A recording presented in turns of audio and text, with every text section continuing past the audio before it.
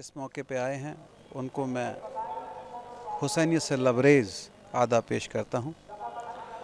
और ख़तीब अकबर का जो संदेश है वो इतने सरल थे कि वो कठिन से कठिन बात को भी, कठिन से कठिन जुमलों को भी इतनी सलाहियत से, इतनी खूबसूरती से, इतने सीधे तरीके से वो पेश कर देते थे कि उसके मायने जैसे बहुत पढ़े लिखे लोगों को समझ में आते थे वैसे ही जाहिलों को भी समझ में आते थे। सबसे बड़ी बात है। दूसरी बात है कि 57 साल तक उन्होंने एक मिंबर से एक ही जगह पे 57 साल तक उन्होंने मजलिस पढ़ी और लाखों लोग उनको सुनने आते थे, लाखों लोग उनको सुनने आते थे।